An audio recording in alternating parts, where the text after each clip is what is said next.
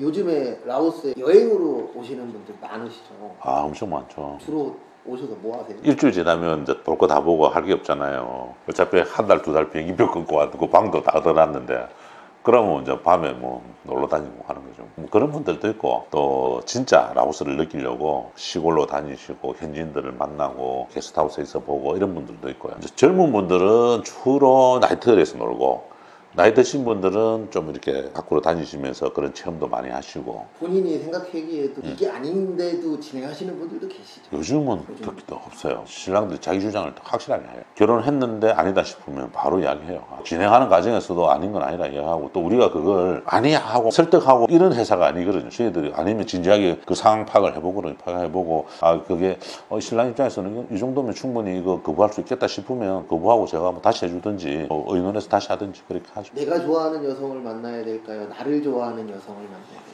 제가 저번에도 이야기했지만 저는 적어도 국제기로는 나를 좋아하는 여성이 낫다고 생각하는데 우리 신랑들의 목적은 내가 좋아하는 여성을 찾아러 가는 거거든요. 그 중간에 접점을 찾아야 되는 건데 아예 내를 싫어하는 여자를 만날 수는 없잖아요. 그죠? 그래서 그 여자도 어느 정도 나를 좋아하고 나도 내가 원하는 이상형의 100%를 찾으려고 하면 되고 한 70, 80%만 맞으면 나머지 부족한 20, 30%는 둘이서 채워나가야 된다. 이렇게 생각하는 게 맞죠. 내가 아무리 여자가 너를 좋아해도 내가 싫으면 어쩔 수 없는 거잖아요. 어느 정도 서로가 맞아야 되니까. 어떻게 보면 지금은 연애잖아요. 결혼식을 했지만 연애라는 기간이잖아요. 연애가 끝나고 신부가 한국 입국에 들어오면서 정상적인 결혼 생활이 시작되잖아요. 시작됐을 때는 현실인 거죠. 그래서 내를 좋아하는 여자하고 살아야 편하고 오래가고. 많이 물어보는 게 태국 왜 하냐, 왜 미얀마 안 하냐, 러시아 할 생각 없냐, 이런 거 많이 물어보죠. 미얀마는 사실은 제가 엄청나게 먼저 가서 양곤 시장으로부터 허가도 제가 받았잖아요. 양곤에서 6개월 동안 혼자서 살면서 그 시장을 다 다니면서 했지만 저는 그 당시에 라오스라는 회사를 가지고 있는 상태에서 미얀마에 들어갔기 때문에 라오스와 미얀마를 비교를 많이 했거든요.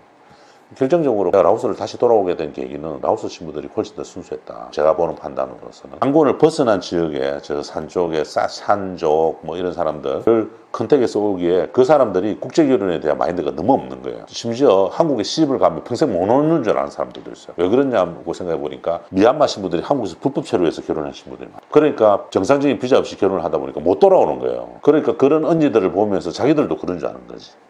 그런 부분들도 많았고 그래서 라오스하고 미얀마가 비슷한 느낌이었는데 그래서 제가 라오스를 선택한 것도 있고 그다음 또 뭐 태국요. 태국은 지금 방콕하고 치앙마이가 주로 많이 했었어요. 옛날에 한때 태국 바람이 불어서 치앙마이 쪽에 있는 사람들이 우리와 외모가 비슷하대서 많이 했거든요. 그 신부들이 지금 와서 다 태국 마사지 가게에서 일하고 있는 거예요.